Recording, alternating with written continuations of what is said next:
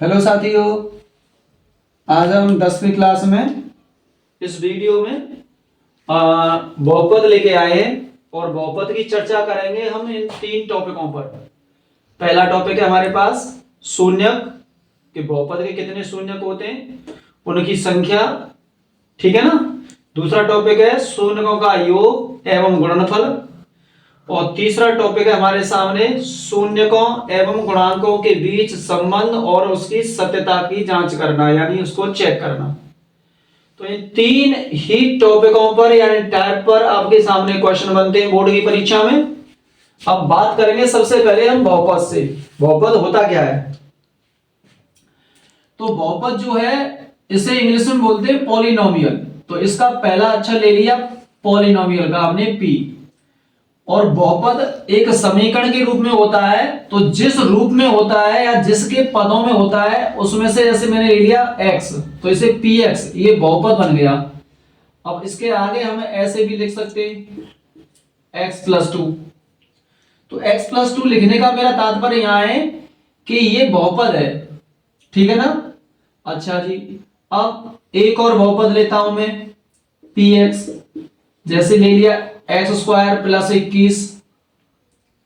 एक और बहुपद लें जैसे y, ये हमने ले लिया y के पदों में y³ - 2y² + 1। तो ऐसे मैंने डिफरेंट आपके सामने 3 बहुपद लिए हैं। उन तीनों बहुपदों के आधार पर मैं आपको ये बताऊंगा कि बहुपद आखिर कैसे एक समीकरण कहलाता है और कब ये बहुपद कहलाता है। तो नौजवान साथियों ध्यान रखना, यहां जो कोष्टक में p के सामने ये जो लिखा होता है ये होता है वेरिएबल, इसे बोलते हैं हिंदी में चर। तो जब समीकरण x के रूप में हो तो ये होगा x के पदों में बहुपद। जैसे ये x है तो देखो ये x के पदों में बहुपद है, यहां पर y है तो ये y के पदों में बहुपद है। तो बहुपद के बारे में आप समझ गए होंगे। अब बहुपद की छोटी सी डेफिनेशन और बता रहा हूं। बहुपद जो होता है एक समीकरण की तरह होता है जिसमें पहले p और फिर उसका जो जिस रूप में होता है x के पदों में या y के पदों में वो, और फिर आगे जो समीकरण लिखा होता है वो घटती यानी आरोही क्रम में या अवरोही क्रम में, घातों के क्रम में होता है। और इनकी घात हमेशा एक धनात्मक संख्या होती है और पूर्ण संख्या होती है। पूर्ण का मतलब है 1 2 3 4 ... अब ये तो रही बहुपद की बात। अब यहां मैं बहुपद के अलावा इसकी घात की भी बात करूंगा। किसकी बात करेंगे? घात की। तो घात यानी पावर, x की यहां कितनी सबसे बड़ी पावर, इस समीकरण में x की सबसे बड़ी पावर कितनी है? 1 है, तो इसकी घात कितनी हो जाएगी? इसकी घात हो जाएगी 1। इस वाले बहुपद में x की सबसे बड़ी पावर कितनी है? 2, तो इसकी घात हो जाएगी 2। इस वाले समीकरण में, इसे समीकरण बोल रहा हूं मैं समझाने के लिए, वैसे मैं बहुपद भी बोल सकता हूं। तो इस वाले समीकरण में y की सबसे बड़ी पावर कितनी है? 3, तो इसकी घात हो जाएगी 3। इसकी घात कितनी हो जाएगी? 3। यानी कि ये आप घात बताना सीख गए कि घात कैसे निकाली जाती है। अब आएंगे हम इसके शून्यक कैसे प्राप्त करेंगे, शून्यकों की संख्या कितनी होती है, अब उस पर चर्चा करूंगा। तो उस पर चर्चा करने से पहले मैं आपको एक छोटी सी बात और बता देता हूं कि बहुपद के प्रकार होते हैं। बहुपद के क्या होते हैं बेटा? बहुपद के भी प्रकार होते हैं। तो जो बहुपद के प्रकार होते हैं, जैसे मैंने अभी एक क्वेश्चन लिखा था px, यानी बहुपद लिख रहा हूं मैं x+1। अब इसकी घात कितनी है? 1 इसकी घात है। तो ये कैसा बहुपद कहलाएगा? ये कहलाएगा रैखिक बहुपद। रैखिक बहुपद, ये रैखिक बहुपद कहलाएगा। जिसकी घात 1 होती है वे रैखिक बहुपद कहलाते। अगर मैं द्विघात समीकरण बना दूं इसमें इसको, तो जैसे ये मैंने द्विघात समीकरण, तो इसकी घात कितनी है? 2, तो इसे बोलेंगे द्विघात द्विघात बहुपद। अगर इसी में मैं 3 घात वाला बना दूं, 3 घात वाला बना दूं तो अब इसकी घात कितनी है, 3 ही तो है, तो ये क्या हो जाएगा, ये हो जाएगा त्रिघात बहुपद। बहुपद यानी कि जितने भी गणित के क्षेत्र में समीकरण होते हैं वे सभी अपने अपने चरों पर बहुपद कहलाते हैं। अंतर सिर्फ इतना है कि वे समीकरण कब कहलाएंगे, ये सारे क्या कहलाएंगे, बहुपद। सभी के पीछे बहुपद लिखा हुआ है, तो इनको हम, इन समीकरणों को हम कब बहुपद बोलेंगे। तो अब इसके लिए एक बहुत ही इंपॉर्टेंट और महत्वपूर्ण चीज है। वो महत्वपूर्ण चीज क्या है कि बेटा जब इस समीकरण को px की जगह पर 0 रखते हैं, क्या रखते हैं, x की जगह, सॉरी px की जगह पर, जहां px px py या जो भी आता है, इस p को समाप्त करके यहां कुछ संख्या या कुछ रख देंगे तो ये समीकरण बन जाता है। ठीक है ना, जैसे x प्लस 1 इक्वल टू 0 रख दिया, अब ये समीकरण कहलाएगा। अब ये क्या कहलाएगा, समीकरण। मान के ये x प्लस 1 इक्वल टू 2 रख दें तब भी ये समीकरण कहलाएगा। यानी बहुपद कब कहलाता है, जब p के साथ कोई वेरिएबल कोष्टक में दिया हुआ हो तो कोई भी समीकरण बहुपद बन जाता है। अगर उस समीकरण में कोई संख्या बराबर के दूसरी तरफ हो जहां px आता है तो वो समीकरण कहलाता है। ठीक है ना। अच्छा, शून्यक जो निकालते हैं वो हमेशा समीकरणों के निकालते हैं, बहुपदों के शून्यक नहीं होते। क्लियर है। इसलिए शून्यक जब निकालेंगे तो किसी भी संख्या में आप उस समीकरण की एक साइड में 0 रख देंगे तो वो शून्यक कहलाएंगे, जो हल करने पर मान प्राप्त होंगे। अब मैं आपके सामने करके दिखा रहा हूं। ठीक है ना। बोर्ड की परीक्षा में आए हुए हम क्वेश्चनों में से ले रहा हूं। ये पहला क्वेश्चन है आपके सामने, x² प्लस 10x प्लस 21। ये पहला क्वेश्चन है, इंपॉर्टेंट क्वेश्चन लिया है मैंने। x² प्लस के 10x प्लस के 21। ठीक है बेटा। और वो कह रहा है कि शून्यकों और गुणांकों के बीच संबंध ज्ञात कीजिए। अब वो कह रहा है इसके शून्यक के शून्यक, इसके शून्यक ज्ञात करो। वो कह रहा है इसके शून्यक ज्ञात करो, तो इसके शून्यक निकालेंगे तो मालूम है कैसे करेंगे। इसे सबसे पहले हम 10x प्लस 21 बराबर 0 रखेंगे। शून्य का मतलब है जब 0 रख देंगे तभी शून्यक प्राप्त होंगे, उससे पहले हम शून्यक प्राप्त नहीं कर सकते। ठीक है ना। अब क्या करें, 0 रख दिया तो अब इसका जो हल प्राप्त होंगे वो शून्यक प्राप्त होंगे। तो देखें कैसे निकालेंगे इसे। आप 8 से पढ़ के आ रहे हैं द्विघात समीकरण, उसी के तरीके के हिसाब से निकालेंगे। द्विघात समीकरण में क्या करते थे कि x² के सामने जहां जो संख्या होती है कुछ नहीं है तो 1 मानेंगे। अब इसका गुणा करेंगे खाली संख्या में, जहां भी खाली संख्या देखें, 1 गुणा 21, तो ये आ गया आपका 21। अब इस 21 के काट लेंगे ऑल फैक्टर। ऑल फैक्टर कैसे, 1 का भाग देंगे 21 में, 21। अब 2 का भाग 21 में चला जाएगा, नहीं जाएगा, तो 3 का देंगे, 3 सत्ते 21। 4 का जाएगा, नहीं जाएगा। 5 का जाएगा, नहीं जाएगा। 6 का जाएगा, नहीं जाएगा। 7 का जाएगा, 7 या 21। अब देखो ये पलट लग गई तो 100%। अगला क्या आएगा, 21 1 21। तो ये 21 के क्या हो गए, ऑल फैक्टर हो गए। ये 21 के, ये 21 के क्या हो गए बेटा, ये 21 के हो गए ऑल फैक्टर। यही गुणनखंड निकलेंगे इस 21 के, जितने भी होंगे हमेशा 4 ही गुणनखंड निकल के आएंगे। अब ये वाला चिन्ह हमें बताता है कि जोड़ने पर या घटाने पर। तो देखो यहां लिखा हुआ है जोड़ने पर, तो इन संख्याओं के बीच में प्लस लगाओ और ये आना चाहिए बीच वाला। ठीक है ना। तो देखें 1 और प्लस 21, ये हो गया 22। यहां 22 नहीं 10 है। 3 और 7 10, देखो बन गया 10। इसलिए प्लस से यहां जो चिन्ह उसी को लेके चलना है, यहां पर वो चिन्ह लगाना है जो यहां दिया हो। अगर माइनस होता तो यहां माइनस करके चलते।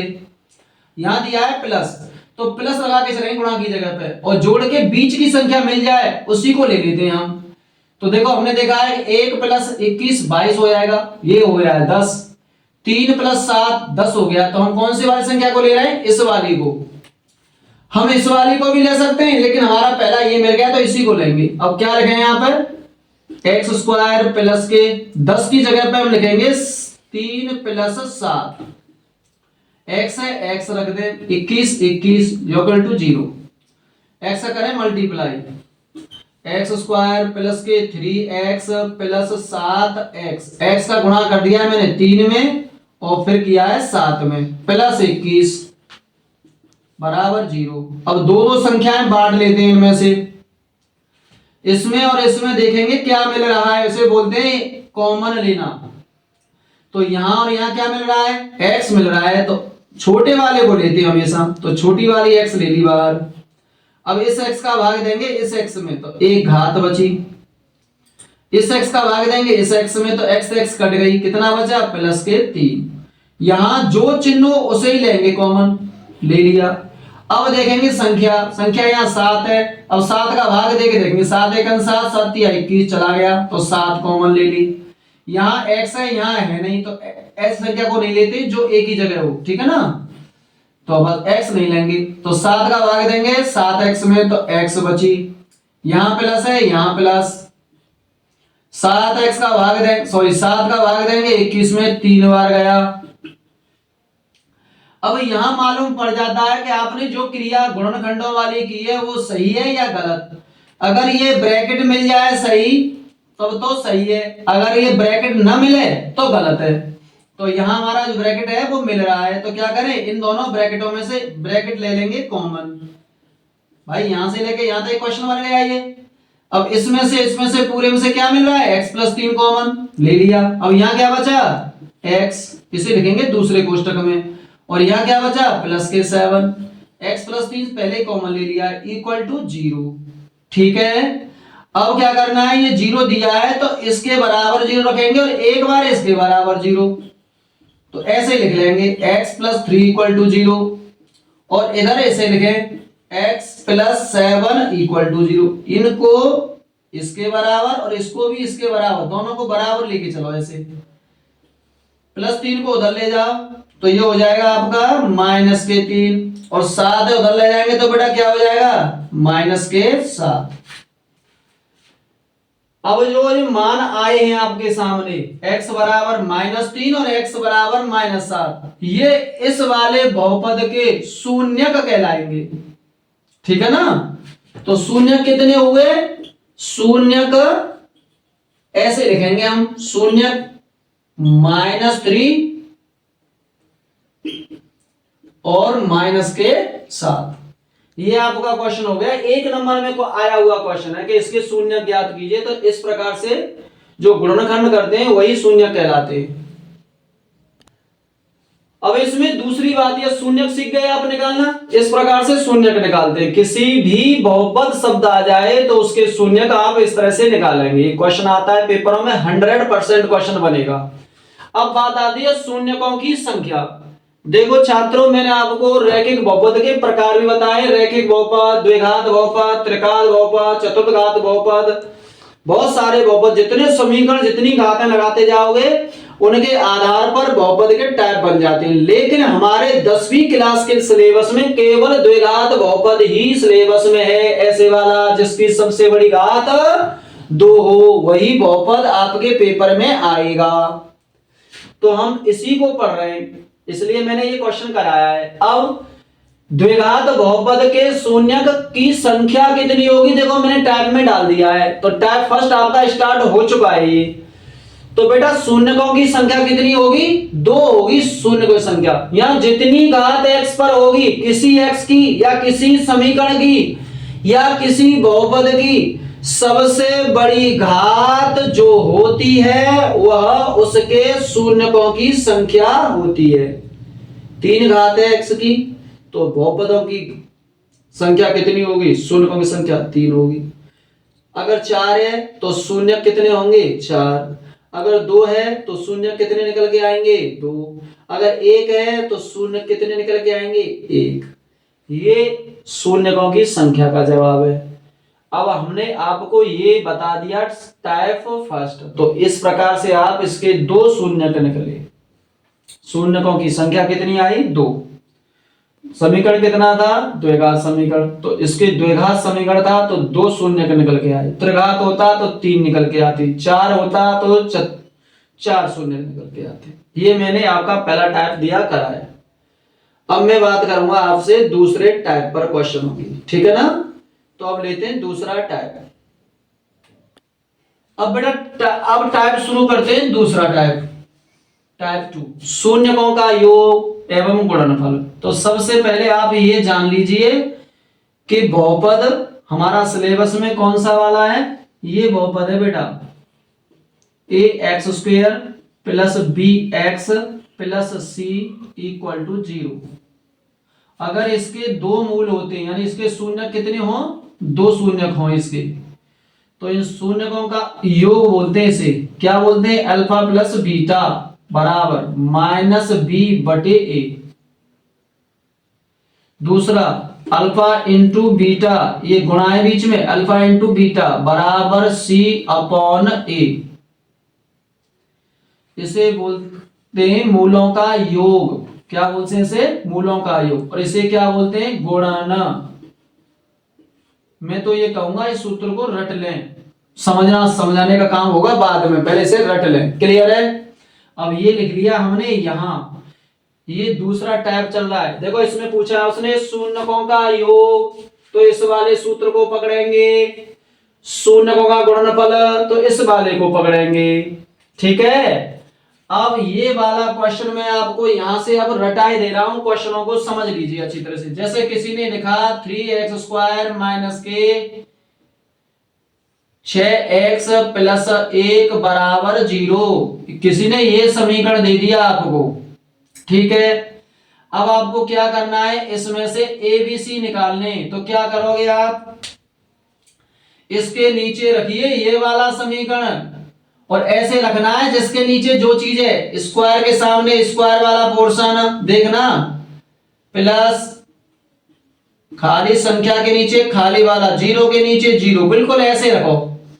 अब आप यहां देखते जाओगे, देखो a की जगह पर क्या है? 3, तो यहां लिखेंगे a बराबर 3। b की जगह पर कितना है? x की जगह पर x है, ध्यान रखना x की जगह पर x है। b की जगह पर क्या है? चिन्ह सहित तो बोलना है। b की जगह पर है माइनस के 6, और c की जगह पर क्या है? प्लस के 1। ऐसे हमें इन्हें पकड़ना है बेटा। एक काम आप यहीं से सीख लीजिए कि एबीसी कैसे निकालते। तो एबीसी निकालना मैंने आपको दिया, बताए। ठीक है? अब हम यहां से बात करेंगे शुरू क्वेश्चन को सॉल्व करने की, ठीक है ना? अगर इस क्वेश्चन में अब हमें निकालना है अल्फा प्लस बीटा।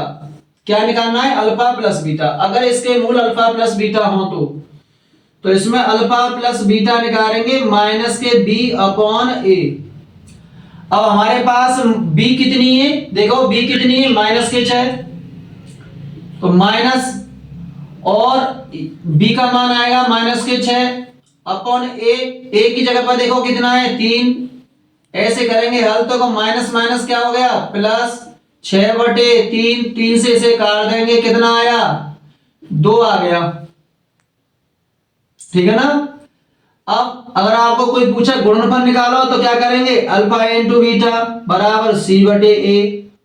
अब c कितना है? देखो 1, और a कितना है? देखो 3। ऐसे सूत्र पकड़ेंगे, मान लगा कर रखते जाओ, तो ये गुणनफल सीख गए आप। ठीक है ना? अल्फा प्लस बीटा निकालना सीख गए, योग निकालना सीख गए। योग 2 आया है और गुणा कितना आया है? 1/3। ये मैंने आपको क्या सिखाया है? शून्यकों का योग एवं गुणनफल। ठीक है ना? ये आप क्या सीख गए? शून्यकों का योग एवं गुणनफल। अब कुछ इंपॉर्टेंट क्वेश्चन लेता हूं मैं, कुछ इंपॉर्टेंट क्वेश्चन लेता हूं, और उसके आधार पर अब तुम क्वेश्चन करके देखना कि तुम्हारे पेपरों में कैसे कैसे क्वेश्चन बनते हैं। बंद कर दे। देखिए 4 नंबर में आया हुआ क्वेश्चन है, 4 नंबर में। अब बताओ, इसमें केवल शून्यकों का योगफल ज्ञात करना है और 4 नंबर में क्वेश्चन दे दिया है। क्वेश्चन देखिए, ये लेटेस्ट क्वेश्चन है 2024 में 25 में आया हुआ क्वेश्चन, 24 में आया हुआ क्वेश्चन है ये। अब इसमें क्या करना है आपको, इसमें कुछ नहीं करना है, पहले आप यहाँ सॉल्यूशन लिखेंगे ऐसे पेपर में और क्वेश्चन लिख लेंगे पूरा। ये ध्यान देंगे बड़ी घात आगे होनी चाहिए, फिर उसके बाद उससे छोटी घात, फिर उससे उसकी छोटी घात, ठीक है ना। अब क्या करना है बेटा आपको, इसे 0 के बराबर रख लेंगे अपनी ओर से और यहां डाल देंगे माना ऐसे। उसके नीचे आप ये वाला इक्वेशन लिख रहे हैं, इसके नीचे ax² + bx + c = 0। अब यहां से क्या करेंगे आप, इनके मान लगाएंगे और देखेंगे x² की सीध में x² है तो a की जगह पर क्या हुआ 4, कॉमा लगाओ। x की जगह पर x है तो b की जगह पर क्या है, b की जगह पर क्या है -4 प्लस c और +1। जब चिन्ह समान हो तो हमेशा संख्या प्लस की आएगी 1। तो इस प्रकार से हमने क्या निकाल लिए, हमने एबीसी के मान निकाले। सबसे पहला काम हमें यही करना है इस दूसरे वाले टाइप में, शून्यकों का योग पूछे या गुणनफल पूछे तो। अब क्या करना बेटा, योग पूछा है उसने, योग, तो ये रहा योग। योग का सूत्र क्या होता है, अल्फा प्लस बीटा बराबर, अल्फा प्लस बीटा बराबर क्या है -b/a। अब b का मान ढूंढो बेटा, यहां माइनस आ रही है ऑलरेडी और माइनस के यहां है तो कितना हो जाएगा +4 और a कितना है 4, तो कितना आंसर आया 1 आ गया। मूलों का योग पूछा था, आपका आंसर हो गया। अगर गुणनफल पूछता तो क्या करते, तो गुणन के लिए गुणनफल या गुणन एक ही बात है, तो ये आएगा, क्या लिखेंगे alpha into beta equal to हो जाएगा c/a। अब ढूंढेंगे c की वैल्यू कितनी हमारे पास, c की वैल्यू है 1, तो 1 और बटे a कितनी है 4, ये गुणन हो जाता। तो इस प्रकार से क्वेश्चन पेपरों में आते हैं, ठीक है ना। अब कुछ इंपॉर्टेंट क्वेश्चनों को मैं आपके सामने होमवर्क में दे रहा हूं, ये आपके लिए होमवर्क में क्वेश्चन है। एक क्वेश्चन ये दिया है, इसमें पूछ रहा है कि शून्यकों का योग एवं गुणन ज्ञात कीजिए। इसके योग भी ज्ञात करना है शून्यकों का और गुणन भी ज्ञात करना है। और एक क्वेश्चन है ये बेटा, शून्यकों का योग भी ज्ञात करना है और गुणन भी ज्ञात करना है। दोनों पे मैंने एक क्वेश्चन करा दिया, 3 क्वेश्चन हो गए। अब बात करेंगे हम टाइप नंबर 3 की। साथियों अब टाइप लिया है हमने थर्ड टाइप में शून्यकों और गुणांकों के बीच सत्यता की जांच करनी है, संबंधों की। तो सबसे पहले मैं आपको ये बता दूं, किसी भी क्वेश्चन में जब ये वाला क्वेश्चन आएगा 4 नंबर में क्वेश्चन आएगा ये, और 4 नंबर में क्वेश्चन आना ही आना है, मतलब कहने का है नहीं यही क्वेश्चन आ जाए, क्वेश्चन कोई भी हो लेकिन 4 नंबर में क्वेश्चन आना है आपके सामने। तो आपको ये करने कैसे हैं, बिल्कुल जो मैं करा रहा हूं उस हिसाब से करना, आपके बहुत अच्छे नंबर आएंगे। तो सबसे पहले मैं आपको बता रहा हूं इनका करने का तरीका। पहला काम करना है आपको, जो समीकरण दिया है, जो ये दिया है उसे आप ऐसे रखेंगे और इक्वल टू 0 के तुल्य रख लेंगे, ठीक है ना। फिर यहां रफ में क्या करेंगे, x² के सामने संख्या हो उसे लिख ले गुणा, खाली संख्या हो उसे रख ले, इनका कर लेंगे गुणा। अब इस 12 के क्या करेंगे, ऑल फैक्टर करेंगे जो मैंने अभी कराए थे आपको। 1 का भाग देंगे 12 में, 12 बार गया, 2 का देंगे 6 बार गया, 3 का देंगे 4 बार, 4 का देंगे 3 बार, पलट आ गई तो पलट आ जाए, जैसे देखो 3 गुणा 4, 4 गुणा 3 आ गया ना, तो फिर इसे लिखो आगे वाले को 6 गुणा 2, फिर 12 गुणा 1, फिर हो गया। बस ये ऑल फैक्टर है किसके, 12 के, इनके अलावा और कोई फैक्टर होगा ही नहीं, ठीक है ना। तो इन ऑल फैक्टर से क्या करेंगे, आपको क्या चिन्ह रखना है, यहां देखेंगे क्या रखना है, माइनस धरते जाओ गुणा की जगह पर, और बीच वाली संख्या देखते जाओ, यहां पर जो मिल जाए उसी को पकड़ लेंगे पहले। तो 1 - 12 बराबर क्या आएगा 11, यहां 11 मिल रहा है, नहीं मिल रहा है, क्रॉस। अब रखेंगे 2 - 6, तो 2 - 6 बराबर आएगा -4, यहां -4 मिल रहा है, नहीं मिल रहा है, ये भी कट, ठीक है ना। अब रखेंगे 3 - 4, तो 3 में से 4 गए माइनस के 1 आ रहा है, 1 आ रहा है, तो यही हो गया सही। इस वाले को पकड़ लेंगे बेटा, ठीक है, क्या करेंगे इस वाले को पकड़ लेंगे। तो अब क्या करें, इसे सॉल्यूशन कैसे करेंगे, 3x² माइनस 1 की जगह पर यहां जो 1 छिपा हुआ उसकी जगह क्या रखेंगे, 3 माइनस के 4, बाहर क्या है x माइनस 4 इक्वल टू 0। अब x का मल्टीप्लाई कर देंगे, इधर से माइनस का करेंगे, तो माइनस का गुणा करेंगे 3 में कितना हो जाएगा, माइनस के 3, इधर से करेंगे x का, फिर माइनस का करेंगे माइनस में प्लस हो जाएगा, इधर से करेंगे x का 4x और माइनस के 4 इक्वल टू 0। दो दो हिस्से ले लेंगे, इसके दो हिस्से करते हैं हमेशा, दो दो टुकड़े। अब इसमें और इसमें मिल रहा है 3 और क्या मिल रहा है x, छोटी वाली x पकड़ेंगे, 3x का भाग देंगे 3x² में क्या बची x, 3x का भाग देंगे 3x में, कितनी बार गया, एक बार। यहां जो चिन्ह होता है उसे रखेंगे हमेशा। इसमें और इसमें कुछ मिल रहा है 4 मिल रहा है, कॉमन लेंगे बेटा, 4 का भाग देंगे 4x में x, 4 का भाग देंगे 4 में -1 इक्वल टू 0। अब इनमें मैंने कहा था बराबर, देखो मिल रहा है ना, x माइनस 1 इधर है इधर भी है, तो इसे लेंगे कॉमन एक कोष्टक में, और दूसरे कोष्टक में क्या करते हैं, जो इधर बचता है उसे रखते हैं, यहां जो चिन्ह होता है उसे लेंगे और संख्या लिखेंगे इक्वल टू 0।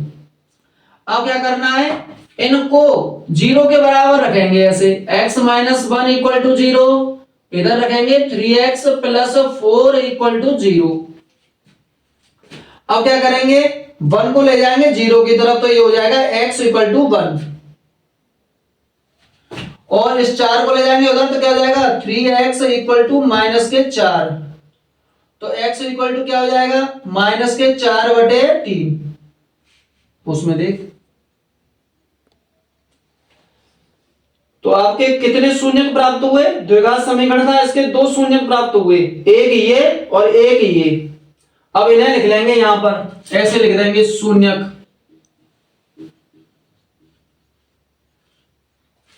तो कितना प्राप्त हुआ है, 1 और माइनस के 4/3, 1 और माइनस के 4/3 ऐसे लिख लेंगे। तो आपके कितने मान प्राप्त हुए, 2 शून्य प्राप्त हुए, x बराबर 1 और x बराबर -4/3। यहां लिखेंगे x बराबर 1 और x बराबर -4/3, ये 2 शून्य प्राप्त हुए, ठीक है ना, ये आपके क्या है शून्य है। अब क्या करना है आपको, अब आपको क्या करना है, वो पूछ रहा है आपसे, वो पूछ रहा है कि शून्य ज्ञात कीजिए, तो शून्य तो आपने निकाल दिए।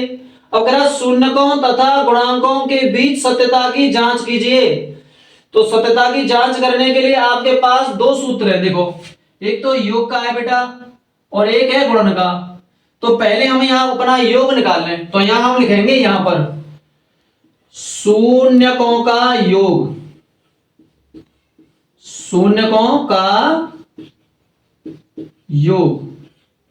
हमारे शून्य क्या है बेटा, 2 है, एक ये और एक ये, तो मैंने लिखा है ये भाई, तभी तो मैंने लिखा है कि शून्य, तो एक शून्य ये हो गया, एक हो गया, इनका क्या करना है, हमें ऐड करना है, योग निकालना है। तो कैसे लिखेंगे, 1 प्लस -4/3, तो कितना आएगा हल होकर के, 1 -4/3। बेटा इसे हल करेंगे, 3 एका 3 माइनस के 4 पूरे के बटे 3, आपका आ गया -1/3। अब क्या निकालना है, एक तो ये निकाल दिया आपने, योग निकाल दिया, ये तो हो गया बेटा योग। अब निकालना है शून्यकों का गुणन, शून्यकों का गुणन। गुणन क्या करते हैं बेटा, इनका और इनका गुणा कर देंगे, तो 1 गुणा -4/3, तो ये हो जाएगा -4/3।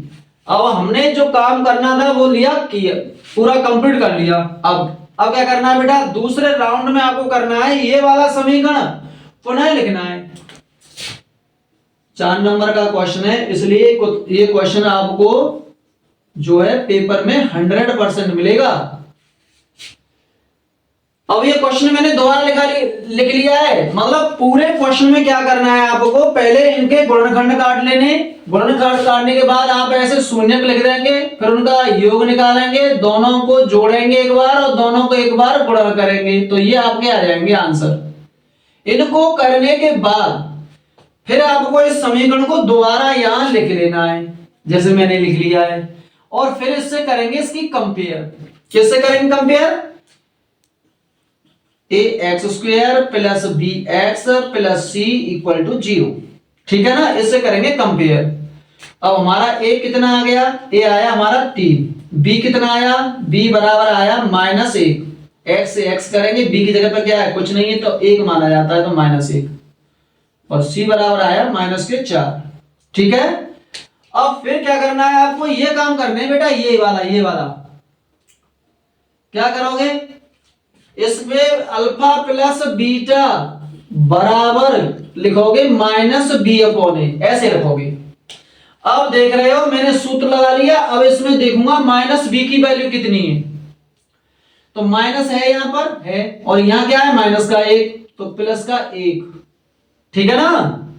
अब क्या करूंगा? a कितना है? 3, तो यहां रखूंगा मैं 3, तो ये आ गया आपका पहला आंसर, प्लस के 1/3। और देखें दूसरा वाला, एक और क्वेश्चन है, अल्फा इंटू बीटा, ये है c/a। अब इसे निकालेंगे ऐसे ही, जब इसे निकालेंगे alpha into beta equal to c/a, इसे निकालो तो c कितना है तुम्हारा? देखो यहां पर -4 और a कितना है? 3, तो ये 3 रखेंगे, ठीक है ना। अब आपने देखो अल्फा प्लस बीटा योग होता है, अल्फा इंटू बीटा गुणन होता है, ये भी निकाल लिए, तो ये आ गए हमारे मूलों का योग, ये आ गया मूलों का गुणनफल। ये जो आंसर आपके आए ये वाले आंसर और आपके ये वाले आंसर एक जैसे होंगे तो सत्यता की जांच हो जाएगी। तो देखिए जो 2 क्वेश्चन आए आपके, अब योग ये हो गया, इसका योग इससे मिलना चाहिए, लेकिन यहाँ माइनस आ रहा है और यहाँ आ रहा है प्लस, जो कि असंभव है। ऐसा होना चाहिए दोनों एक जैसे आएंगे, एक जैसे। यहाँ -4/3 है, यहाँ -4/3 है, इनका आंसर सही है। तो कुछ हमारी गलती हुई है, हम उस गलती को देखते हैं। तो आपके सामने क्वेश्चन था, हमने इसके गुणनखंड काटे, सारे गुणनखंड यहाँ रख लिए, और ये यहाँ था -1, ये गलती हुई है हमारी, यहाँ -4 -3 होना चाहिए था, हम गलती से यहाँ 3 -4 कर गए, ठीक है ना। इस वाले को न पकड़ के हम इस वाले को पकड़ेंगे, तो ये हो जाएगा 4 -3, ठीक है ना। 4 -3 करेंगे, देखते जाना कहां गलती हुई है, उसको मैं सही करता जा रहा हूं। 4 हो गया यहाँ, और माइनस माइनस हो जाएगा यहाँ +3। अब यहां से क्या कॉमन लेंगे बेटा? यहां से लेंगे अब केवल x कॉमन, तो क्या यहां क्या बचेगा? 3, और यहां क्या बचेगा? यहां बचेगा आपका 4, x बाहर आ गई। यहां से अब क्या कॉमन लेंगे? +1, अब यहां क्या बचा बेटा? 3, और यहां बन गया -4। अब क्या करेंगे? अब इस वाले को देंगे यहां से, साफ कर देंगे यहां से, तो ये हो जाएगा आपका 3x - 4, ये हो जाएगा x + 1 = 0। तो इस यहां से 2 उत्तर प्राप्त होंगे हमें, एक हो जाएगा 3x - 4 = 0, तो x = हो जाएगा 4/3, और ये हो जाएगा x = -1। ये आपके 2 आंसर प्राप्त हो गए, 2 शून्य। तो क्या हो गया यहाँ पर? यहाँ आ गया बेटा -1 और 4/3, ये हो गया पॉजिटिव, ठीक है ना। ये आपके आंसर हो गए। अब इनका योग करेंगे तो देखो -1 मैं इसे भी हटा देता हूं जिससे सही आए एक बार में, इन सभी चीजों को हटा रहा हूं मैं यहां से। तो देखो अपने ऐड करेंगे बेटा, -1 + 4/3, हल करेंगे 3 × 3, तो -3 + 4 पूरे के बटे 3, 4 में से 3 गए तो 1, यानी कि आ गया 1/3। इनका ही गुणा करेंगे, -1 × 4/3 इक्वल टू आया -4/3। अब देखो आप मिला करके देखिए, दोनों आंसर आप मिल रहे होंगे 100% है। योग देखो, योग से मिल रहा है 1/3, तो सत्यता की जांच हो गई। और गुणनफल, गुणनफल से मिलेगा तो सत्यता की जांच हो गई।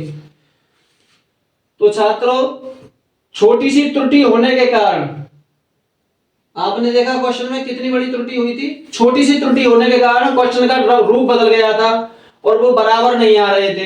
तो पेपर में भी आपको ये जांच कर लेनी है कि जब पेपर में सही नहीं आ रहा है तो इसका मतलब है आपने कोई ना कोई गलती की होगी। जैसे मैंने यहाँ छोड़ दी थी गलती, और वो मैंने आपको बता दिया कैसे आप गलती पकड़ोगे। अगर आपका बराबर आ रहा है तो सही है आपका आंसर, और गलत से गलत अलग अलग आ रहा है तो आप अपना आंसर चेक करना पेपर में, तभी आप सही कर पाएंगे।